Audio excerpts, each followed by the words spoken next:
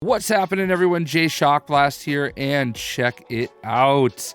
Last night, I got to see The Batman at one of the fan-first viewings at an IMAX in Providence, Rhode Island. And let me tell you guys, I don't use this word lightly. I don't use this word often. This movie was a masterpiece. This movie was everything Batman fans should want and deserve in a movie. It was an absolute masterclass in creating cinema.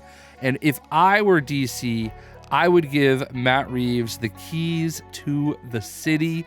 Let him do whatever he wants to do from here on out. Make The Batman 2. This movie was just amazing. And if you follow the channel at all, you know I am not necessarily the biggest Batman fan, okay? I like Batman. I appreciate Batman. I understand Batman. I think he is typically overrated. I think a lot of people make him out to be way more than he actually is. But in this movie, I really felt an attachment to his character, and that is in no small part because Robert Pattinson was amazing in this role. I don't love this version of Bruce Wayne, but it has to be there. So his Bruce Wayne, I still think maybe Ben Affleck might be the best Bruce Wayne, but the version of Bruce Wayne he got to be was easy. That was easy mode. This version is a little bit harder because, he's still depressed. He's still trying to find his way. He's been the Batman for 2 years, even though he's not really Batman. Like, it's one of those things where he falls into the name more than anything. But everything about this movie is just pure cinema. Everything matters. Every single minute matters. This is a long movie. It's almost 3 hours long. And trust me, I'm 41 years old, and it is hard to go 3 hours without making a quick pee break. All right, I don't mean to bring it to that, but it's reality. We're all human, right? It's hard to sit in a seat for 3 hours, when you're drinking these, sodas and waters and beverages and whatever it may be. It's hard to sit in one place for 3 hours for a lot of people, for a lot of reasons. And there's not a single moment that's wasted in this 3 hours, okay? And there's not a single moment where I'm like, that was just a little bit filler to extend a little bit. I can understand why, this movie, they wanted it to be longer. I really feel like there's a version of this movie that's probably 4 hours, and I would sit there for every extra minute because of just how perfect this is. I don't like to use the word perfect very often. I'm not going to give this a 10 out of 10. Like, I'm probably going to give this like a 9.7 out of 10 just because I don't always believe that things are perfect, right? Like, there's little things here and there that are obviously, would prevent it. But for me, this is as close to perfect as you can get. And it's easily the best Batman movie I've ever seen. And I've pretty much seen them all in the theaters. So, this is just incredible. Matt Reeves uses every little thing. It's not just about the scene. It's about the attitude, the mood, the lighting, the music. Every moment counts. And he utilizes all of these little elements of cinema so perfectly and seamlessly.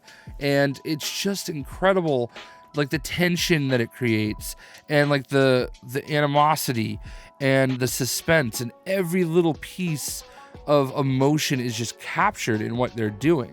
And I loved these versions of the characters. Typically not the biggest fan of like race bending and gender bending of characters to check a box, right? But this is the first time where that's happened, and I just didn't care. Like, I didn't even notice it. It didn't even matter. Not that it necessarily always matters.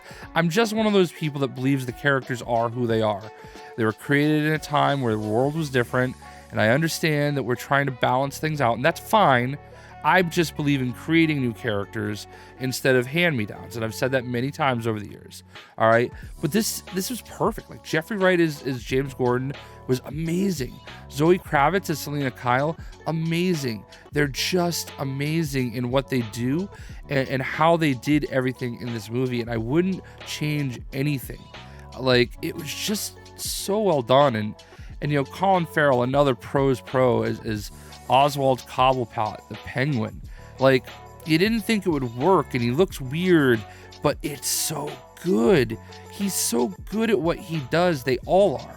And it's just, I don't know, man. I could sit here and rave about this movie non-stop. I don't want to really get into spoilers.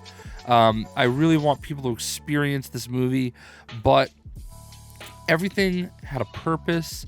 It felt very unique and original, and it felt like I had never experienced Batman before.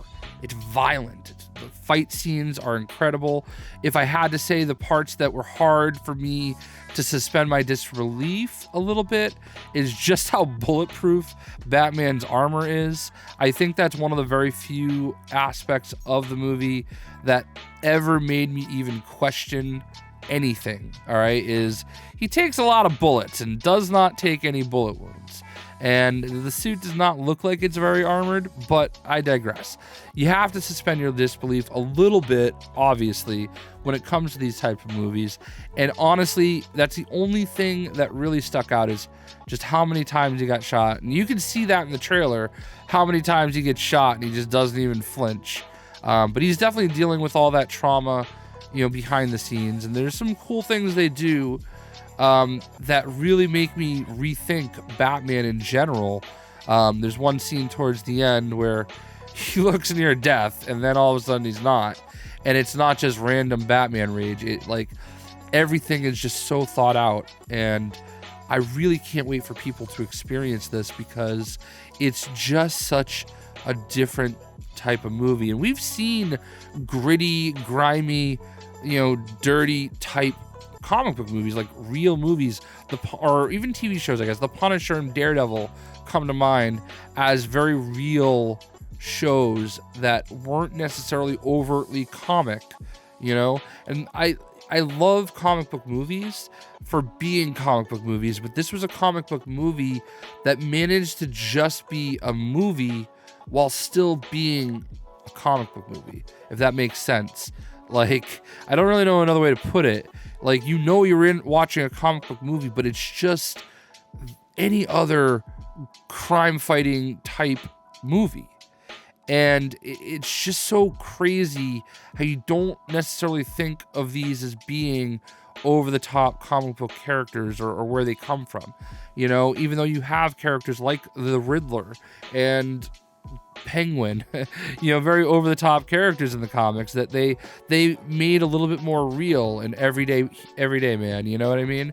A lot of people have criticized the look of the Joker in the trailers leading up to this. Why is he wearing a mask? Why doesn't he look like the Riddler? Did I say the Joker? I meant the Riddler. And I get it, but when you see the movie, it makes sense. Like, there's something to him that makes sense. The Riddler has always been kind of portrayed as just a genius, like an over-the-top genius.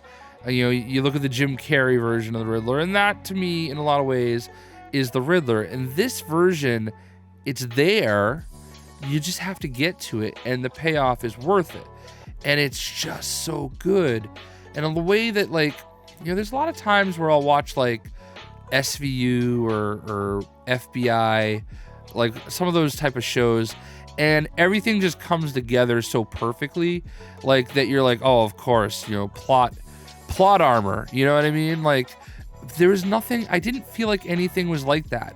I felt like it was all explained because, when you're dealing with the Riddler, he's obviously going to give you all these tricks, and Batman has to be the world's greatest detective. And it's nothing came easy here. And the way that he goes about finding these things is just great. You just notice every minor detail because of how well crafted everything is. And that's kind of where I want to leave it. The cast, phenomenal. The movie, phenomenal. Lighting, music, everything, phenomenal. The score, phenomenal. They kept using the same music, but in different, they would slow it down a little bit to kind of add to the suspense and the drama of the scenes. And the lighting effects, oh man, just like the way he comes out of the shadows, like the way that he like comes through explosions. You've seen some of this stuff in the trailers, and when it's on the screen, it's just that much more amplified. And I've never thought I would be the type of person that was going to be out here hyping a Batman movie, basically the most popular comic book character in the world. I think it used to be Superman, but I think we're at a point in time where the Batman is that character. It's Spider-Man and Batman, and then everybody else. That's where it is, and this is a movie worthy of being the Batman, the quintessential Batman. Please, the end of the movie, it is so perfect because it's so open-ended. They can just ride off into the sunset and be a one-and-done masterpiece, or they can expand and go for number 2. They definitely set that up. Again, I don't want to get into spoilers. They set up that possibility, and I really hope they take it. I really hope this movie is very successful because I just want more. It was incredible, and I can't wait for you guys to see it. It should be in theaters starting Thursday and or Friday, so depending on where you are. But just please, you definitely, in this COVID era, in this time where, you know, a lot of people don't know if it's worth it to go to a movie theater, I think this is worth it. And obviously be safe. You know, if you're still in that mode of I need to wear a mask everywhere, do it. You know, like I did not because I didn't have to. I've had all 3 of my shots, my jabs. I feel safe, and I felt safe at this movie, and I just feel like it's worth going to a movie theater for. I hope you guys enjoyed this video. 9.7 out of 10. The Batman. Go see it. And